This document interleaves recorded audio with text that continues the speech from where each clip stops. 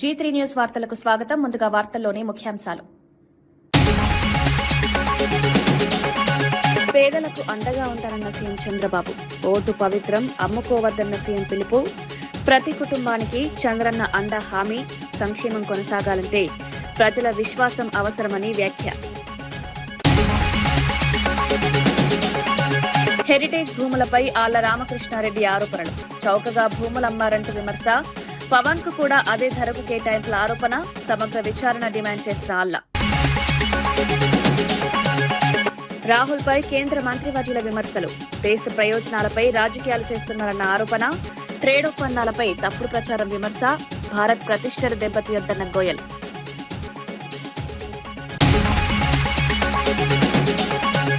అప్పులపై ప్రభుత్వంపై కారుమూరు విమర్శ. 20 నెలల్లో భారీ అప్పుల ఆరోపణ.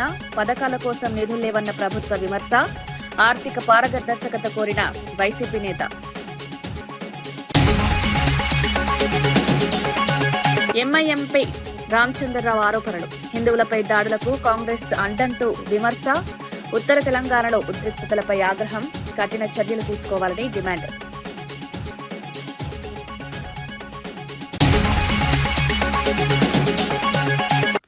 ఎక్కడ పేదవాడుంటే అక్కడ నేనుంటానని సీఎం చంద్రబాబు స్పష్టం చేశారు. ప్రజల సంక్షేమమే తన ప్రభుత్వ లక్ష్యమన్నారు. నెలకు డబ్బులు తీసుకుని రేపు ఓటేయకపోతే మీకు మంచి జరుగుతుందా అని ప్రశ్నిస్తూ రాజకీయాల్లో చైతన్యం అవసరమన్నారు. ఓటు హక్కు పవిత్రమైందని, దాన్ని అమ్ముకోవద్దని సూచించారు. పేదల సంక్షేమ పథకాలు, అభివృద్ధి కార్యక్రమాలు కొనసాగాలంటే ప్రజల విశ్వాసం అవసరమన్నారు. గ్రామాల్లో, పట్టణాల్లో మౌలిక వసతుల అభివృద్ధి, యువతకు ఉపాధి అవకాశాలు, రైతులకు సహాయం అందిస్తామని వివరించారు. ప్రజల ఆశీర్వాదంతో రాష్ట్రాన్ని ముందుకు తీసుకువెళ్తామన్నారు. నేను ఏమీ కోరుకోవడం లేదు. మీరు బాగుండాలి, మీ పిల్లల భవిష్యత్తు బంగారు భవిష్యత్తు కావాలి. ఎక్కడ పేదవాడుంటే వాళ్ళ దగ్గర నేను ఉంటానని మరొక్కసారి మీ అందరికీ హామీ ఇస్తున్నా. వెనుకబడిన ప్రాంతాలకు అండగా ఉంటా, పేదలకు అండగా ఉంటా, నిరుపేదలకు తోడుగా ఉంటా. రైతన్నకి వెన్ను తట్టి నిలబెట్టి రైతే రాజుగా చేస్తాను. నంది అవార్డులపై చేసిన వ్యాఖ్యలతో వివాదంలో నిలిచిన నిర్మాత వంశీ నందిపాటి క్షమాపణలు కోరారు. నందులను పందుల్లా పెంచారని అన్న వ్యాఖ్యలపై తీవ్ర విమర్శలు రావడంతో స్పందించారు. ఎవరిని అవమానించాలనే ఉద్దేశం లేదని, ఆవేశంలో మాట్లాడిన మాటలు తప్పుగా అర్థమయ్యాయని అన్నారు. నంది అవార్డులు తెలుగు సినిమా గౌరవానికి ప్రతీక అని పేర్కొన్నారు. తన వ్యాఖ్యలతో ఎవరికైనా మనస్తాపం కలిగితే క్షమించాలని విజ్ఞప్తి చేశారు. భవిష్యత్తులో మాటల్లో జాగ్రత్త వహిస్తారని హామీ ఇచ్చారు. వివాదానికి ముగింపు పలుకుతూ తెలుగు చిత్రసీమ అభివృద్ధి కోసం అందరూ కలిసి పనిచేయాలని పిలుపునిచ్చారు. తెలుసన్నారా తెలియకన్నారా దాని గురించి రేపు మళ్ళీ ప్రెస్ మీట్ పెట్టకుండా దాని గురించి ఇప్పుడే క్లారిఫికేషన్ బాగుంటుందని ఉద్దేశం మేము అడిగాం. అంటే సురేష్ గారు, ఇందులో పర్సనల్గా చెప్పడానికి ఏంటంటే, పాపం ఆయన క్రియేట్ చేసే అన్నది కాదు. ఇది వరకు నాకు వచ్చినప్పుడు లాట్ ఆఫ్ పీపుల్ అంటూ ఉండేవాళ్ళు, నాకు అంటూ ఉండేవాళ్ళు. అది విని, అది ఎక్కడో విని అది రిపీట్ చేశారు, కానీ ఈయన క్రియేట్ చేసి చెప్పింది కాదు. అది ఎవరైతే ఫస్ట్ క్రియేట్ చేశారో వాళ్ళే కల్పరేట్ అండి. అది ఎవరు క్రియేట్ చేశారో తెలీదు. అంటే అంటే మనము అంటే దాన్ని ఇన్సల్ట్గా మీరు అనుకోవద్దు. రేపు ఎలాగా క్లారిఫికేషన్ ఇవ్వాల్సి వస్తుందని ముందే నేను అడిగా, అంతే, వేరే ఉద్దేశం కాదు. Thank you Suresh. అది యాక్చువల్లీ మీరు రెగ్యులర్గా సినిమాలు చేస్తున్నారు, నిజంగానే మీరు చెప్పినట్టు రెగ్యులర్గా మీడియాతో కలుస్తున్నారు, రెగ్యులర్గా కనబడతానే ఉన్నారు మీడియా అందరికి. మీరు ఒక్కసారిగా మీరు అందరికి తెలిసిపోయారు. ఈ టైంలో మీరు కావాలని అలా అనుంటారని నేను అనుకోవట్లేదు. నంది పంది అనే టాపిక్ని మీరు ఇక్కడే అది ఒకవేళ మీ ఉద్దేశం ఏంటో చెప్పేసి మీరు ఒకసారి కరెక్ట్గా చెప్పేస్తే కనుక మళ్ళీ దాని గురించి ఇష్యూ అవ్వదు, ఇంతటితో క్లోజ్ అయిపోతుంది. అది ఇంటెన్షనల్గా అన్న స్టేట్మెంట్ కాదు. ఇఫ్ ఎట్ ఆల్ ఎవరన్నా దాన్ని సీరియస్గా తీసుకుంటా లేకపోతే మనోభావాలు దెబ్బతిన్నా కూడా I'm very very sorry. 20-25 years నుంచి నేను పొద్దున్నే ఫస్ట్ మండే మార్నింగ్ చేసే పని ఏంటంటే శివాలయంకి వెళ్ళి ఫస్ట్ నందీశ్వరుడి దగ్గరికి వెళ్ళటం. వాళ్ళెవరు, మా ఇంటి పేరులో నంది ఉంది, నేను శివభక్తుడిని, అసలు అటువంటి ఉద్దేశమే లేదు. This is a statement that is passed long back. నా చిన్నప్పుడు నాకేదో గుర్తున్నది, లయ గారిని ఉద్దేశించి మాట్లాడుతున్నప్పుడు యథాలాపంగా వచ్చిందే కానీ అది అస్సలు అటువంటి ఉద్దేశమే లేదు. I'm very very sorry if at all that is taken seriously or if anyone sentiments are hurt. I'm very very sorry. లేదు, వేరే ఉద్దేశం కూడా కాదు. ఎందుకంటే లయ గారిది మీరు చెప్పింది కరెక్టే, యాక్చువల్ ఉంది, ఉన్నదాన్ని మీరు తీసుకొని సరదాగా ఏదో చేయబోయారు, కానీ మీ ఉద్దేశం అది కాదు అనే ఉద్దేశాన్ని మళ్ళీ మీకు చెప్పడం కోసమే నేను చెప్పాను ఇక్కడ. I'm very sorry about it. పూర్తి కాని వెలిగొండ ప్రాజెక్టును జాతికి అంకితం చేసి ప్రజలను మోసగించిన ఏకైక వ్యక్తి జగన్ అని మంత్రి నిమ్మల రామానాయుడు మండిపడ్డారు. మార్కాపురం సభలో మాట్లాడుతూ వైసీపీ పాలనలో ప్రాజెక్టులు నిలిచిపోయాయని విమర్శించారు. తమ ప్రభుత్వం హామీ ఇచ్చినట్లుగానే వెలిగొండ పనులు శరవేగంగా కొనసాగుతున్నాయని చెప్పారు. గత ప్రభుత్వ నిర్లక్ష్యం వల్ల నష్టపోయిన ప్రజలకు న్యాయం చేస్తామన్నారు. పారదర్శకంగా పనులు పూర్తి చేసి ప్రాజెక్టును పూర్తి స్థాయిలో అందుబాటులోకి తీసుకొస్తామని హామీ ఇచ్చారు. అభివృద్ధి తమ లక్ష్యమని స్పష్టం చేశారు. 144 సెక్షన్ పెట్టాడు, ముందస్తు అరెస్టులు పెట్టాడు, హౌస్ అరెస్టులు పెట్టాడు. మరి ఏదైతే పరదాలు బ్యారికేడ్లు పెట్టుకుని పోలీసు పహరా మధ్య ఆ రోజు జాతికి అంకితం చేశాడంటేనే ఆయన మోసం దగా ఏంటనేది మనందరికీ అర్థమవుతుంది. అంటే సొంత తల్లిని చెల్లిని సొంత చిన్నాన్న చెల్లిని మోసం దగా చేసినటువంటి వాడికి ప్రకాశం జిల్లా ప్రజల్ని మోసం చేయడం ఆయనకి పెద్ద లెక్కేమీ కాదు అని మనకందరికి కూడా అనిపిస్తున్నటువంటి పరిస్థితి. ఆ రోజు 2019 ఎన్నికల్లో ఎర్రగొండపాలెం, మార్కాపురం, గిద్దలూరు, కనిగిరి, దర్శి, ఉదయగిరి, ఆత్మకూరు, బద్వేలు ఇవన్నీ కూడా ఆ యొక్క వెలుగొండ పూర్తవుతే జలకలతో ఉట్టిపడేటువంటి నియోజకవర్గాలు 8 నియోజకవర్గాలు. ఆయన అధికారంలోకి వచ్చిన తర్వాత ఓట్లేసినటువంటి 8 నియోజకవర్గాల ప్రజల మీద భస్మాసుర హస్తం పెట్టినటువంటి పరిస్థితి. రాహుల్ గాంధీ భారత వ్యతిరేక శక్తుల చేతిలో కీలుబొమ్మగా మారారని కేంద్ర వాణిజ్య శాఖ మంత్రి పీయూష్ గోయల్ విమర్శించారు. దేశ ప్రయోజనాల కంటే రాజకీయ లాభాలపై దృష్టి పెట్టారని ఆరోపించారు. దేశంతో ఆటలాడే విధంగా వ్యాఖ్యలు చేయడం తగదని పేర్కొన్నారు. భారత్ అమెరికా వాణిజ్య ఒప్పందాలపై తప్పుడు ప్రచారం చేస్తున్నారని విమర్శించారు. అంతర్జాతీయ వేదికలపై భారత్ ప్రతిష్టను దెబ్బతీయకూడదని సూచించారు. ప్రజలను తప్పుదోవ పట్టించే రాజకీయాలకు తెరదీయాలన్నారు.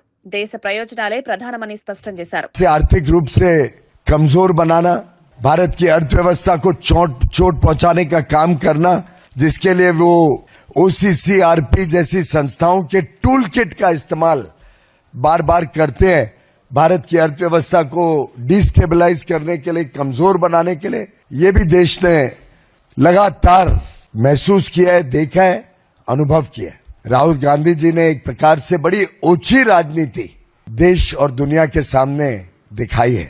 एक प्रकार से फॉरेन पावर्स के पपेट के रूप में ही is nothing but a puppet of anti India forces, anti India organisations and anti India government. Hyderabad హబ్జీగూడలో విశ్రాంత శాస్త్రవేత్త ఇంట్లో పనిచేస్తున్న పని మనిషి బంగారం దోచుకున్న ఘటన కలకలం రేపింది. నాగర్ కర్నూలు జిల్లా అచ్చంపేట మండలానికి చెందిన అల్లం తేజస్విని గ్రీన్ హిల్స్ కాలనీలోని డాక్టర్ PLKM రావు ఇంట్లో పనిచేసేది. ఆర్థిక ఇబ్బందులతో ఈ నెల 23న ఇల్లు శుభ్రం చేస్తున్న సమయంలో యజమాని కళ్లుగప్పి సుమారు 9 తులాల బంగారు ఆభరణాలు అపహరించింది.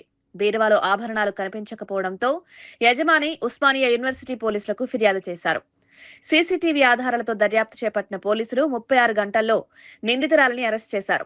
9 తులాల బంగారం, 10,000 నగదు స్వాధీనం చేసుకుని రిమాండ్కు తరలించారు.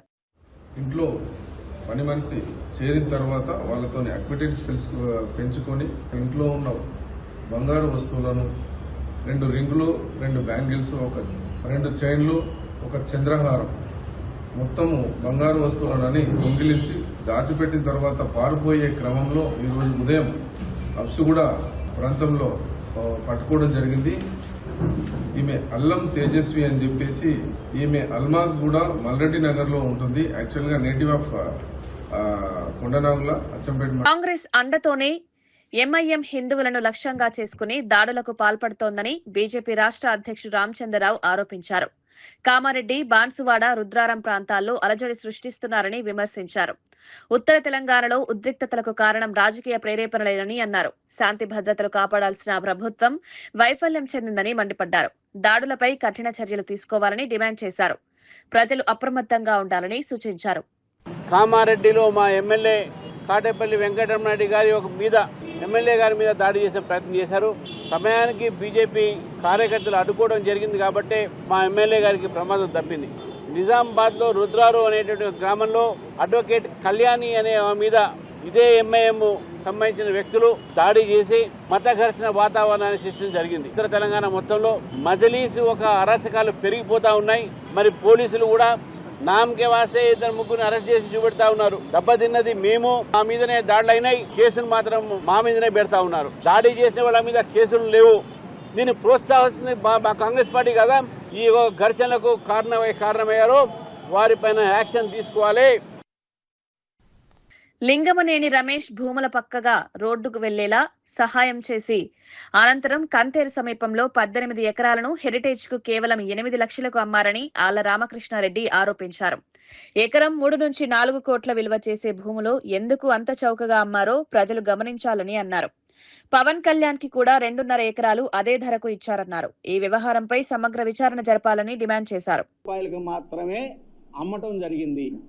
రాజధాని అనౌన్స్ అయిన తర్వాత కంతేరు కానివ్వండి, కాజ కానివ్వండి, సిఆర్డీఏ పరిసర ప్రాంతాల్లో ఎకరం 3-4 కోట్ల రూపాయలకి వెళ్ళినప్పుడు ధర మరి లింగమనేని రమేష్ గారు కేవలం 7-8 లక్షల రూపాయలకే హెరిటేజ్కి ఎలా పొలం అమ్మగలిగాడు అనేది ప్రశ్నార్థకం. చాలా ముందు ఆలోచన చేసి పవన్ కళ్యాణ్ గారికి కూడా 2.5 ఎకరాలు అమ్మడం జరిగింది. అది కూడా 8 లక్షల రూపాయలు ఎకరం చొప్పున.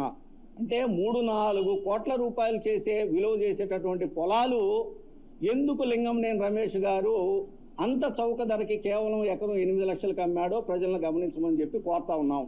అంతేకాదు అతి విలువైనటువంటి తన ఇంటిని, కరకట్ట లోపల ఉన్నటువంటి ఇంటిని లింగమనేని రమేష్ గారు మరి చంద్రబాబు నాయుడు గారికి ఉచితంగా ఇవ్వడం జరిగిందనే దాన్ని కూడా ప్రజలందరూ కూడా చూశారు. ఇవన్నీ సాక్ష్యాధారాలు నేను ఆర్టీఏ ద్వారా సేకరించుకొని ఆ రోజున మరి సిఐడి వారికి ఫిర్యాదు చేయడం జరిగింది. దాని తర్వాత సిఐడి వారు మరి వాళ్ళు కూడా వాళ్ళ సాక్ష్యాధారాలను సేకరించుకొని ఎఫ్ఐఆర్ నమోదు చేయడం జరిగింది. ఆ కేసులో చంద్రబాబు నాయుడు గారిని ప్రథమ ముద్దాయిగా, అదేవిధంగా నారాయణ గారు, అదేవిధంగా లింగమనేని రమేష్ గారు, అదేవిధంగా అంజనీ కుమార్ గారు. 2 రోజుల పర్యటనలో భాగంగా ప్రధాని నరేంద్ర మోదీ ఇజ్రాయెల్ చేరుకున్నారు. విమానాశ్రయంలో ఇజ్రాయెల్ ప్రధాని నేతన్యాహు ఘన స్వాగతం పలికారు. ద్వైపాక్షిక సంబంధాలు, రక్షణ, సాంకేతిక రంగాల్లో సహకారం పెంపుపై చర్చలు జరగనున్నాయి. మధ్యప్రాచ్య ప్రాంత స్థిరత్వం, భద్రతా అంశాలపై కూడా చర్చించే అవకాశం ఉంది. భారత్ ఇజ్రాయెల్ సంబంధాలు మరింత బలోపేతమవుతాయని అధికారులు తెలిపారు.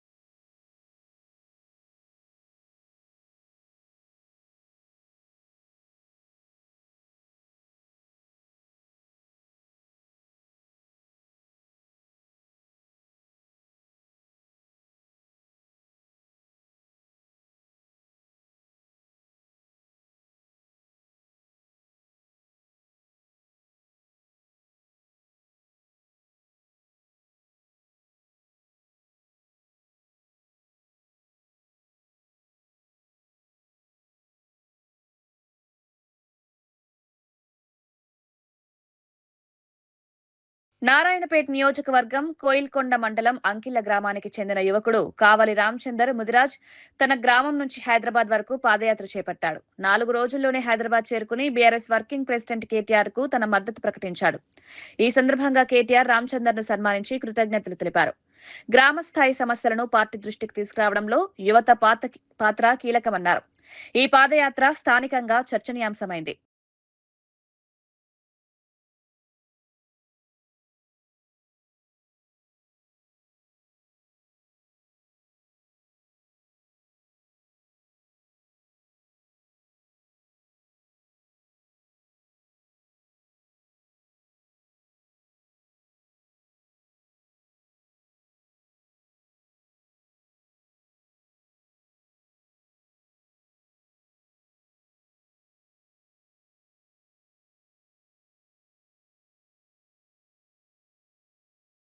తాను ముస్లింలను తిట్టానని కాంగ్రెస్ నాయకులు అసత్య ప్రచారం చేస్తున్నారని ఎమ్మెల్యే కౌశిక్ రెడ్డి ఆరోపించారు. కరీంనగర్ సిపిపై మత మార్పిడి ఆరోపణలు చేశారని నిరూపిస్తే ఎమ్మెల్యే పదవికి రాజీనామా చేస్తానని సవాల్ విసిరారు. తనపై నమోదు చేసిన కేసు నిరాధారమని పేర్కొన్నారు. తనను అడ్డుకున్న పోలీసులను సస్పెండ్ చేయాలని లేదా క్షమాపణ చెప్పాలని డిమాండ్ చేశారు. రాజకీయంగా ఇబ్బంది పెట్టేందుకే తప్పుడు ఆరోపణలు చేస్తున్నారన్నారు. అని రేవంత్ రెడ్డి గారి ఆదేశాల మేరకు కరీంనగర్ సిపి గారు, హుజరాబాద్ ఏసీపీ గారు, జమ్మికుంట రూరల్ సిఏ గారు ఆ రోజు వివరించిన తీరు మీరు చూసిండ్రు. అంతా అయిపోయింది. ఇదంతా అయిపోయిన తర్వాత మేము ప్రధానంగా వీళ్ళు ముగ్గురు చేసింది పరమ తప్పు. వాళ్ళు చేసిన తప్పు కవర్ చేసుకోవడానికి, పోలీసు వాళ్ళు చేసిన తప్పు కవర్ చేసుకోవడానికి వాళ్ళు ముస్లింస్ ని నేను ఇట్లన్నా నేను అట్లన్నా అనేది వీళ్ళు రెచ్చగొట్టి, వీళ్ళే కాంగ్రెస్ వాళ్ళు ప్రతి ముస్లింలతోని ప్రెస్ మీట్లు పెట్టించి నన్ను ఇబ్బంది పెట్టించే ప్రయత్నం చేస్తున్నాను. నేను ఇవాళ హైదరాబాద్ నడిబొడ్డున నిల్చొని ఇవాళ నేను మరొకసారి సవాల్ విసురుతున్నా. ఇంతకు ముందు కూడా సవాల్ విసిరినా. మీ అందరికీ చదివి వినిపిస్తా. ఇవాళ ఈ ముగ్గురు ఆఫీసర్లు, ఇవాళ కరీంనగర్ సిపి గారు, హుజరాబాద్ ఏసీపీ గారు, జమ్మికుంట రూరల్ సిఏ గారు, వీళ్ళు ముగ్గురు చేయబట్టి తెలంగాణ ఐపీఎస్ ఆఫీసర్స్ అసోసియేషన్ తల తీసేసినట్టుగా వాళ్ళ ముగ్గురు ఇలా వివరించారు. కాబట్టి వాళ్ళని సస్పెండ్ చేయాలి. లేదు అంటే ఐపీఎస్ ఆఫీసర్ అసోసియేషన్ ఖచ్చితంగా మాకు క్షమాపణ చెప్పాలి. వాళ్ళు ఏం రాసిరో ఒక్కసారి మీకు చదివి వినిపిస్తా. ఒక్కసారి మీరు ఈ పేరా వినాలని నేను అననట్టు రాసిండ్రు. మీకు ఒకసారి చదివి వినిపిస్తా. While the local police officers were discharging their lawful duties, the honorable MLA without any basis and provocation had made false and allegations against Sri Gaus Alam IPS by naming his religion and charging that he was trying to convert people of other faiths into the religion. అంటే ఏం చెప్పింది వీళ్ళు ఏం రాసిండ్రు? నేను Karimnagar CP గారు. కాంగ్రెస్ నాయకులు అభివృద్ధిని పక్కన పెట్టి అక్రమ కేసులపై దృష్టి పెడుతున్నారని మాజీ మంత్రి గంగుల విమర్శించారు. కౌశిక్ రెడ్డి కేసును సిఐడికి ఎందుకు అప్పగించారో చెప్పాలని ప్రశ్నించారు. మత మార్పిడి ఆరోపణలు ఎక్కడా చేయలేదని, అయినా నిరాధార కేసు నమోదు చేశారని మండిపడ్డారు. ఎమ్మెల్యేలను వేధించే ప్రభుత్వానికి డీజీపీ మద్దతివ్వకూడదన్నారు. ప్రజాస్వామ్య హక్కులను గౌరవించాలని సూచించారు. శాసనసభ్యుని ఒక దోషిగా చూడడము, హరాస్మెంట్ చేసుడు అనేది ఫస్ట్ టైం మేము చూడడం జరుగుతుంది. ఆ రోజు కూడా కౌశిక్ రెడ్డి వీణవంకలో యాజ్ ఎ ప్రోటోకాల్ అడిగింది. లోకల్ ఎమ్మెల్యేగా ఎంఆర్ఓ గారు క్లియర్గా this land is belongs to endowment కాబట్టి ఎండోన్మెంట్లో ఎమ్మెల్యే ప్రోటోకాల్ ఉంటారు కాబట్టి ప్రోటోకాల్ అడిగిండ్రు. సో ప్రోటోకాల్ అడిగి సమ్మక్క సారథి ప్రోటోకాల్ అడిగి గుడి దగ్గరకు పోతే చాలా భయంకరంగా పోలీస్ ప్రొటెక్షన్ పెట్టుకొని ఎమ్మెల్యేని కూడా చూడకుండా, ఎమ్మెల్యే ఫ్యామిలీని చూడకుండా రావడం జరిగింది. ఆ రోజు క్లియర్గా కొన్ని అలిగేషన్స్ కౌశిక్ రెడ్డి మీద వేసి కేసు కూడా పెట్టడం జరిగింది. ఏం అలిగేషన్ చేశారు? అక్కడ ఉన్న సిపి గారు మత మార్పిడి చేస్తున్నానని అన్నాడు అని చెప్పేసి తెలంగాణ ఐపీఎస్ ఆఫీసర్స్ అతని కౌశిక్ రెడ్డి మీద ఒక ఆరోపణ చేశారు. ఇది చాలా శుద్ధ అబద్ధం. మేము కూడా ఖండించడం జరిగింది. ఆ రోజు ఏ రోజు కూడా ఐపీఎస్ ఆఫీసర్ సిపి గారు మత మార్పిడి పాల్పడుతుందని చెప్పి మా కౌశిక్ రెడ్డి ఎక్కడ అనలేదు. దీనికి డెఫినెట్గా మేమందరం దానికి సిద్ధంగా ఉంటాం. దాని మీద బేస్ చేసుకొని నోటీస్ ఇవ్వడం జరిగింది. సో ఈరోజు మళ్ళీ దాన్ని సిఐడికి అప్పయిపడం జరిగింది. ప్రభుత్వాన్ని మేము సూటిగా ప్రశ్నిస్తున్నాం. ఇందులో సిఐడికి అప్పయిపడం అవసరం ఏమున్నది? ఇందులో ఏం తవ్వి వెలికి తీస్తారు? అలాగే బాల్క సుమన్ కస్టడీ తీసుకుంటా అన్నారు. దేనికి కస్టడీ తీసుకుంటారు? ఏమైనా దొంగతనం చేసిండ్రా? ఏమైనా ఎంక్వైరీ చేసి ఉందా ఆయనతోటి? అలాగే కౌశిక్ రెడ్డి ఇష్యూలల్లా ఇది పోలీసు సంబంధించిన ఎఫ్ఐఆర్ అయింది. ఇందులో సిఐడి ఏం ఇన్వెస్టిగేషన్ ఉంది? ఇందులో లోపల ఉన్న స్కామ్స్ ఉన్నాయా, లేకుంటే దేశ ద్రోహం ఉన్నదా? సిఐడి ఇవ్వాల్సిన అవసరం ఉన్నది. దేనికి ఇస్తారు సిఐడి? లోపల అంతర్గతంగా ఒక మర్డర్ కేసు కానీ ఒక ఇంటర్నేషనల్ డెకాయిట్స్ వస్తే గిట్ట దాని ఇన్వెస్టిగేషన్ కోసం సిఐడి ఇస్తారు. ఒక ఎమ్మెల్యే మీద సిఐడి ఇన్వెస్టిగేషన్ ఏం జరుగుతుంది అని అంటాను. కేవలం హరాస్మెంట్ తప్ప ఏం లేదు. కౌశిక్ రెడ్డి గారు ఏం అలిగేషన్ చేశాడు? పోలీసు మీద అలిగేషన్ చేశారు. మమ్మల్ని అక్కడ ఉన్న ఏసీపీ గారు కానీ సిఐ గారు కానీ నన్ను పోకుండా అడ్డుకున్నారు. కాంగ్రెస్ పార్టీకి అధికారం ఉన్నది కాబట్టి మమ్మల్ని పోలేకపోయింది కాబట్టి క్లియర్గా మేము ఆ అధికారుల మీద చర్యలు తీసుకోవాలి, నా ప్రోటోకాల్కి ఇబ్బంది అవుతుందని చెప్పేసి పోలీసు మీద వాళ్ళు ఆరోపణ చేశారు. ఈరోజు సిఐడి వచ్చి దాని మీద ఇన్వెస్టిగేషన్ చేయన్నా, ఎవరైతే మీద అయితే ఆరోపణ చేస్తుండో వారితో కలిసి ఉంటే గిట్ట ఈ కేసు ముందుకు ఎలా పోతుంది అంటున్నాం మేము. ఎవరి మీద అయితే ఆరోపణ చేస్తుండో వారితో కలిసి సిఐడి అధికారులు చేస్తే కేసు ఎలా ట్రాన్స్పరెన్సీగా జరుగుతుంది కాబట్టి సో ఇప్పటికైనా ఒక ఎమ్మెల్యే మీద చేసిన ఆరోపణలు నన్ను ప్రోటోకాల్ లేకుండా ఆపేసారు కాబట్టి నా యొక్క పరువుకు భంగం కల్పించారు కాబట్టి దాని మీద చర్యలు తీసుకోవాలని చెప్పి క్లియర్గా చెప్పడం జరిగింది. దాని మీద మాకు న్యాయం చేయమని చెప్పి కౌశిక్ రెడ్డి అడిగితే ఈరోజు సిఐడి ఆఫీసర్ పెట్టుకొని ఇంకా ఎక్కువ హరాస్మెంట్ చేసుకొని డెఫినెట్గా ఒక పకడ్బందీ ప్రణాళికతోటి ఎట్టి పరిస్థితుల్లో కౌశిక్ రెడ్డిని లోపల వేయాలనే ఉద్దేశంతో జరిగే కుట్రలో భాగంగానే మేము అవసరం కాబట్టి ఇప్పటికైనా డీజీపీ గారు శివరెడ్డి గారు ఎమ్మెల్యేలను ఇలాంటి హరాస్మెంట్ చేసే ప్రభుత్వానికి దయచేసి మీరు సపోర్ట్ చేయదని చెప్పేసి మా ప్రధానంగా మేము డిమాండ్ చేస్తుంది జరుగుతుంది. సంపద సృష్టిస్తానంటూ అధికారంలోకి వచ్చిన చంద్రబాబు 20 నెలల్లో 3.28 లక్షల కోట్లు అప్పులు చేశారని వైఎస్ఆర్సీపీ నేత కారుమూరు వెంకటరెడ్డి ఆరోపించారు. జగన్ 5 ఏళ్లలో చేసిన అప్పును తక్కువ కాలంలోనే అధిగమించారన్నారు. ప్రతి మంగళవారం అప్పులు చేస్తున్న ప్రభుత్వం పథకాల అమలుకు డబ్బులు లేవని చెప్పడం విడ్డూరమన్నారు. ఆర్థిక నిర్వహణలో పారదర్శకత అవసరమని డిమాండ్ చేశారు. ప్రజలకు నిజాలు చెప్పాలని కోరారు. నాయుడు ఎన్నికల్లో గెలవటం కోసం చెప్పినటువంటి తప్పుడు మాటలు, దీంతో పాటు జగన్మోహన్ రెడ్డి గారి ప్రభుత్వం 60 నెలల కాలంలో దాదాపు 2 సంవత్సరాలు కోవిడ్ ఉన్నా కూడా కేవలం 3,30,000 కోట్ల రూపాయల అప్పులు మాత్రమే చేస్తే 14 లక్షల కోట్లు అయ్యింది, 10 లక్షల కోట్లు అయ్యిందని చెప్పి నోటికి ఏదొస్తే అది గాలివాగుడు వాగింది కూడా ఏదైతే మన ప్రస్తుత ముఖ్యమంత్రి అప్పుడు అపోజిషన్ లీడర్ గా ఉన్నటువంటి చంద్రబాబు నాయుడు గారు. మరి ఈయన ఏం చేశాడయ్యా అంటే ఇప్పటికీ 20 నెలల కాలం ఈయన అధికారంలోకి వచ్చి జూన్ 4, 2024 నిన్న మంగళవారం 24/2/2026 నిన్న మంగళవారంతో ఈ మంగళవారం ప్రభుత్వం చేసిన అప్పులు ఏదైతే ఈ 20 నెలల 15 రోజుల్లో వీళ్ళు చేసినటువంటి అప్పులు 3,28,321 కోట్లు. ఎంత? వీళ్ళు ఈ 20 నెలల కాలంలో చేసిన అప్పు 3,28,321 కోట్లు. జగన్ గారు 5 సంవత్సరాల్లో చేసింది 3,30,000 కోట్లు అయితే వీళ్ళు 20 నెలల్లో అప్పు చేశారు. ఎంత దుర్మార్గం చూడండి. సంపద సృష్టి అంటే ఇదేనా చంద్రబాబు నాయుడు గారు?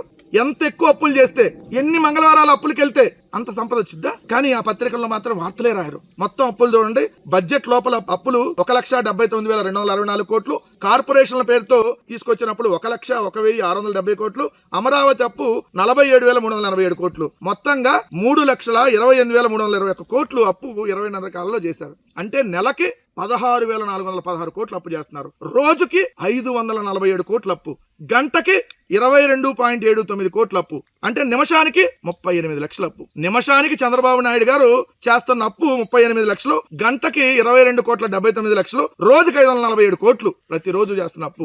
ఒక్క రోజు అప్పుతో ఒక్క మెడికల్ కాలేజ్ కట్టొచ్చు, కానీ ఒక్క మెడికల్ కాలేజ్ కట్టడానికి డబ్బులు లేవు. ఒక్క ఫీజు రియంబర్స్మెంట్ ఇవ్వడానికి డబ్బులు లేవు, వసతి దీవెన ఇవ్వడానికి డబ్బులు లేవు, ఆరోగ్యశ్రీ ఇవ్వడానికి డబ్బులు లేవు, ఏదైతే ఆడబిడ్డ నిధికి ఇవ్వడానికి 1,500 నెలకి ఇవ్వడానికి డబ్బులు లేవు, నిరుద్యోగ వృత్తి ఇవ్వడానికి 3,000 ఇవ్వడానికి డబ్బులు లేవు, ప్రభుత్వ ఉద్యోగులకు డిఏ ఇవ్వడానికి డబ్బులు లేవు, పీఆర్సీ వేయడానికి కమిషన్ చైర్మన్ లేడు, వాళ్ళకి ఇవ్వాల్సినటువంటి బకాయిలు ఇవ్వడానికి డబ్బులు లేవు. చేనేతలకు నువ్వు ఇస్తాను 25,000, ఇప్పటి వరకు ₹1 ఇవ్వాల. ఏదైతే కాపు నేస్తం లేదు, ఈబీసీ నేస్తం లేదు, పథకాలన్నీ గోవింద. అప్పులు మాత్రం బట్టెడు అప్పులు, ఎంతగా అంటే అంత అప్పులు చేసి రాష్ట్రాన్ని దివాలా దించేశాడు చంద్రబాబు నాయుడు గారు 20 నెలల కాలంలో. రోజుకి 547 కోట్లు అప్పు చేస్తున్నావు అంటే ఏం చేస్తున్నావు చంద్రబాబు నాయుడు? ఏం చేస్తున్నారు మీరు అప్పులు? ఇది కదా మీరు ఈ అప్పులు తెచ్చి దోపిడీ చేసుకుంటున్నారు, దోచుకుంటున్నారు. 1000 కోట్ల అయ్యే కాంట్రాక్ట్ పనులకు 10,000 కోట్లకు అప్పచెప్పి దోచుకుంటున్నారు. అమరావతిలో కిలోమీటర్ రోడ్డు వేయడానికి 180 కోట్లు అని చెప్పి దోపిడీ. అన్ని ప్రైవేట్ పరం చేస్తున్నారు. మళ్ళీ ఇంత అప్పు చేసి ఏం చేస్తున్నారో తెలియదు. సో రోజుకి 547 కోట్ల అప్పు చంద్రబాబు నాయుడు గారు చేసి రికార్డు సృష్టించాడు. ఇంకా భవిష్యత్తులో ఎవరు ఎంత అప్పులు చేయరు, ఏ రాష్ట్రం కూడా చేయదు. దీంట్లో మాత్రం చంద్రబాబు నాయుడు గారు రికార్డు సృష్టించాడని చెప్పొచ్చు. తిరుమల లడ్డూ వ్యవహారంలో భక్తులను తప్పుదారి పట్టించారని మాజీ ఎమ్మెల్యే కాసు మహేష్ రెడ్డి ఆరోపించారు.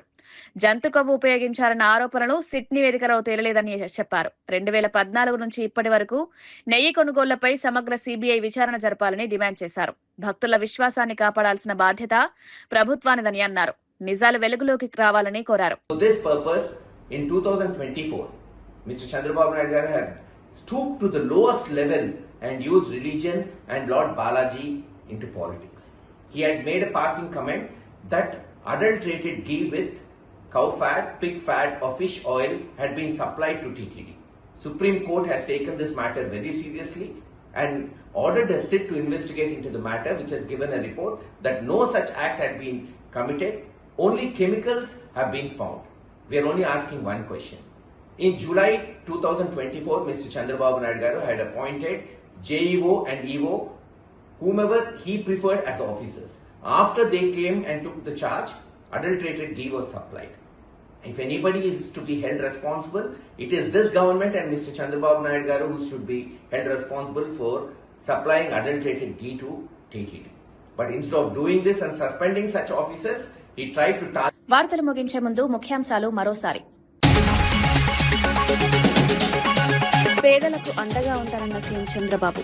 ఓటు పవిత్రం, అమ్ముకోవద్దన్న సీఎం పిలుపు. ప్రతి కుటుంబానికి చంద్రన్న అండ హామీ. సంక్షేమం కొనసాగాలంటే ప్రజల విశ్వాసం అవసరమని వ్యాఖ్య. హెరిటేజ్ భూములపై ఆళ్ల రామకృష్ణారెడ్డి ఆరోపణలు. చౌకగా భూములమ్మారంటూ విమర్శ. పవన్ కు కూడా అదే ధరకు కేటాయింపుల ఆరోపణ. సమగ్ర విచారణ డిమాండ్ చేసిన ఆళ్ల.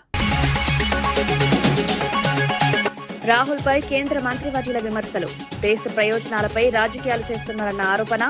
ట్రేడ్ ఒప్పందాలపై తప్పుడు ప్రచారం విమర్శ. భారత్ ప్రతిష్టలు దెబ్బతీయొద్దన్న గోయల్.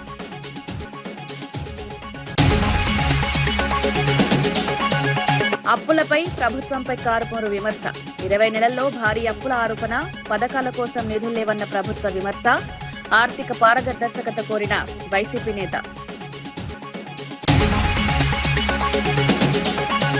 ఎంఐఎంపై రామచంద్రరావు ఆరోపణలు. హిందువులపై దాడులకు కాంగ్రెస్ అండంటూ విమర్శ. ఉత్తర తెలంగాణలో ఉద్రిక్తతలపై ఆగ్రహం. కఠిన చర్యలు తీసుకోవాలని డిమాండ్.